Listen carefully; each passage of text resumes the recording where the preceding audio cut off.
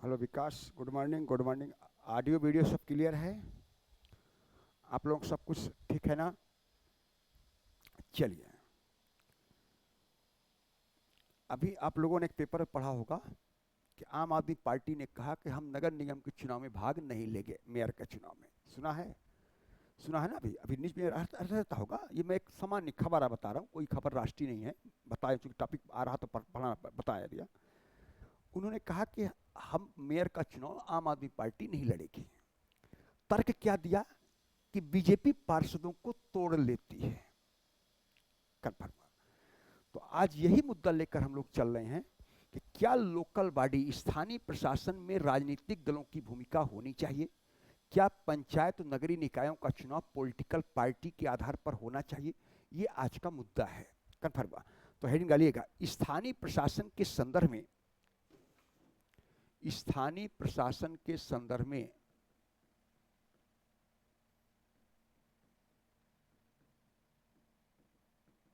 प्रशासन के संदर्भ में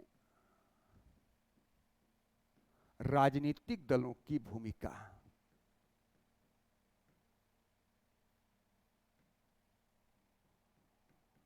राजनीतिक दलों की भूमिका, स्थानीय प्रशासन के संदर्भ में राजनीतिक दलों की भूमिका। मतलब क्या पंचायत और नगरीय निकायों का चुनाव पॉलिटिकल पार्टी के आधार पर होना चाहिए?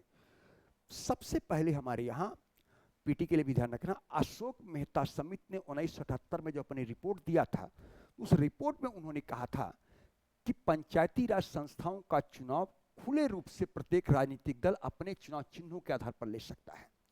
इसका मतलब पंचायती राज संस्थाओं में जो पंचायत का चुनाव होगा वो पॉलिटिकल पार्टी के आधार पर हो, आप खुले रूप से अपने चुनाव चिन्हों के तहत भाग लीजिए। पहली बार ऐसी कोई कमेटी ने सिफारिश किया था कि पंचायत का चुनाव पॉलिटिकल पार्टी के आधार पर होना चाहिए। उसके बाद हमारे यहाँ 1986 में राजीव गांधी सरकार के द्वारा लक्ष्मी मनु सिंघवी समिति गठित की गई थी। एलएम सिंघवी समिति के नाम से हम लोग जानते हैं। उस समिति में भी सिफारिश किया गया था कि चुनाव पॉलिटिकल पार्टी के आधार पर होना चाहिए। लेकिन जब 73rd कॉन्स्टिट्यूशन अमेंडमेंट पास हुआ तो उसमें पॉलिटिकल पार्टी का कोई जिक्र नहीं है। इसका मतलब 73वां संविधान संशोधन में यह नहीं कहा गया कि नगरीय निकाय या पंचायत का चुनाव पॉलिटिकल पार्टी के आधार पर होगा। लेकिन जब से नगरीय निकाय पंचायती राज प्रणाली का चुनाव हो रहा पंचायतों का, तब से हम लोग देख रहे हैं कि चुनाव अंततः पॉलिटिकल पार्टी के आधार पर ही हो रहा है। कंफर्म। तो अगर पॉलिटिकल पार्टी के आधार पर हो रहा है तो बड़ी समस्या है, क्योंकि हमारे देश में जो एंटी डिफेक्शन लॉ है वो अभी संघ और राज्य पर लागू है, लोकल बॉडी पर लागू नहीं है।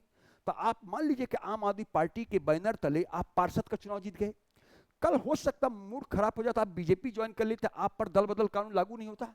इसका मतलब जब दल बदल कानून आप पर लागू नहीं होगा तो इसका मतलब है कि किसी पार्टी से चुनाव और किसी पार्टी में जा सकते हैं। इसका मतलब सबसे बड़ी समस्या यहां है। तो इसलिए अगर चुनाव पार्टी बेसिस पर कराना है तो कुछ उसके लिए हम लोग सुझाव भी देंगे। कन्फर्म हुआ? अब मुद्दा यह है कि दो मन में प्रश्न, क्या चुनाव पार्टी बेसिस पर होना चाहिए या नहीं होना चाहिए? अगर हम लोग कहते हैं नहीं पार्टी बेसिस पर होना चाहिए तो हमको पक्ष में तर्क देना है। अगर हम कहते हैं नहीं होना चाहिए तो तर्क देना है।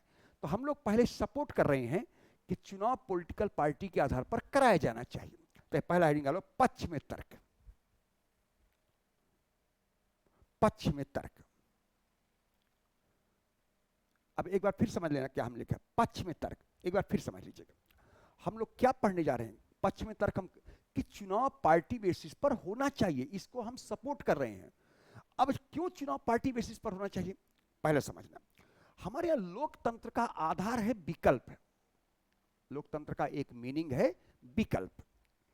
अब मान लो कि आप जिस संसदीय क्षेत्र से आते हो उस संसदीय क्षेत्र के अंतर्गत कोई भी एक पॉलिटिकल पार्टी अपना उम्मीदवार खड़ा किया है, एक ही पॉलिटिकल पार्टी अपना कैंडिडेट, और कोई भी पॉलिटिकल पार्टी उस संसदीय क्षेत्र में चुनाव नहीं लड़ रहा है।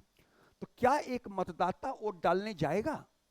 नहीं जाएगा। क्यों नहीं जाएंगे? क्योंकि वोट डालने के लिए आपने मुझे विकल्प नहीं दिया, तो वो उम्मीदवार निर्विरोध चुनाव जीत जाएगा।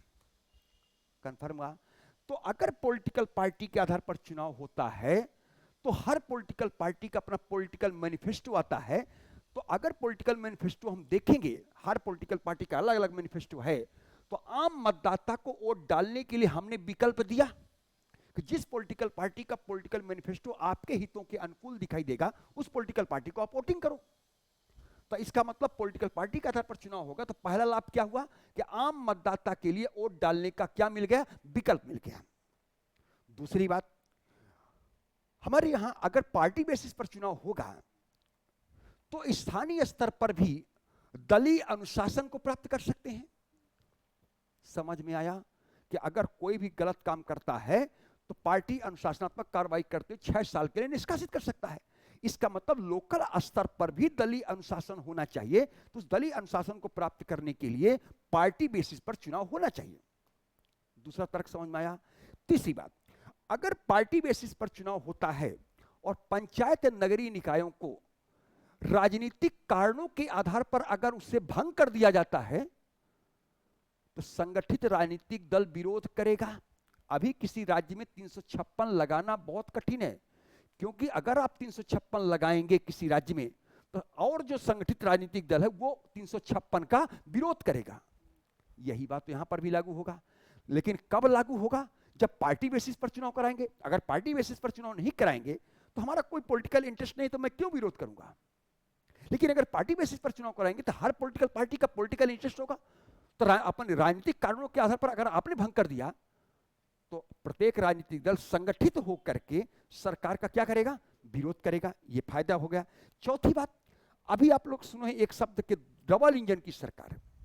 जहां जहां ये कहते हैं कि जहां जहां डबल इंजन की सरकार हो वहां विकास ज्यादा होता है, कन्फर्म हुआ। तो अगर पार्टी बेसिस पर चुनाव होगा तो संघ, राज्य और स्थानीय स्तर पर अगर एक ही दल की सरकार होगी तो पॉलिटिकल कोऑर्डिनेशन भी होगा और विकास के लिए अधिक फंड मिलेगा। इसका मतलब विकास भी होगा। जो ये कह रहे हैं वही का हम सपोर्ट कर रहे हैं, बिल्कुल सही है।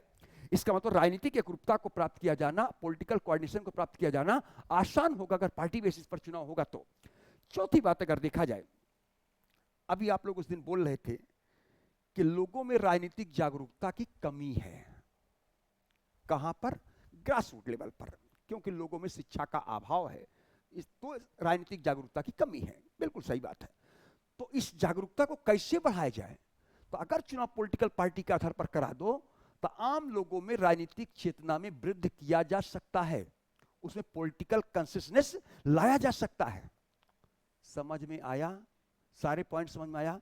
जो आप लोगों ने उस दिन बोला था कि पॉलिटिकल राजनीति के प्रति आम लोगों में चेतना नहीं है, तो अगर आप लोग चाहते हैं कि पॉलिटिकल पार्टी के प्रति पॉलिटिकल कंसिस्टेंस आम लोगों में आए, आम लोगों की राजनीतिक भागीदारी बढ़े, तो इसके लिए चुनाव पार्टी बेसिस पर होना चाहिए। तो पॉलिटिकल कंसिस्टेंस भी बढ़ेगा, पॉलिटिकल पार्टिसिपेशन भी बढ़ेगा और लोगों का राजनीति के प्रति इंटरेस्ट भी बढ़ेगा। और ध्यान रखना है, आप राजनीति मत करो लेकिन राजनीति की समझ रखो। कंफर्म हुआ। हमें राजनीति तो नहीं करना चाहिए लेकिन राजनीति की समझ जरूर रखनी चाहिए। हमारे यहां जस्ट उल्टा है, हर व्यक्ति राजनीति करता है लेकिन राजनीति की समझ नहीं रखता है। अब ये क्या है, राजनीति, पॉलिटिक्स, राजनीति, राज्य की नीति को राजनीति कहा जाता है। और जब राज्य की नीति को राजनीति कहा जाता है तो राज्य में 4 तत्व हैं, जनसंख्या, भूमि, सरकार और संप्रभुता। तो जिस नीति से हम प्रभावित हैं, राजनीति का मतलब राज्य की नीति, जिस नीति से आप प्रभावित हैं उस नीति के बारे में एक नागरिक को, एक भारत की संप्रभु जनता को उस राजनीति के बारे में समझ रखनी चाहिए। कंफर्म हुआ, क्योंकि आप उस नीति से प्रभावित हैं। तो अगर आप उस नीति से प्रभावित हैं तो प्रभावित वर्ग को, प्रभावित व्यक्ति को उस रणनीति के बारे में समझ होनी चाहिए और समझ रखनी भी चाहिए। लेकिन मैंने जस्ट उल्टा बोला कि राजनीति करता तो है लेकिन राजनीति की समझ नहीं रखता है। कंफर्म हुआ। कौन सी सरकार की परियोजना आ रही है, कौन से कार्यक्रम चल रहे हैं, इसके बारे में आम लोगों को कोई जानकारी नहीं है कि सरकार हमारे लिए क्या पॉलिसी बनाया है। लेकिन राजनीति करना कह दो तो राजनीति जरूर कर डालेगा, लेकिन समझ थोड़ी भी नहीं रखता है।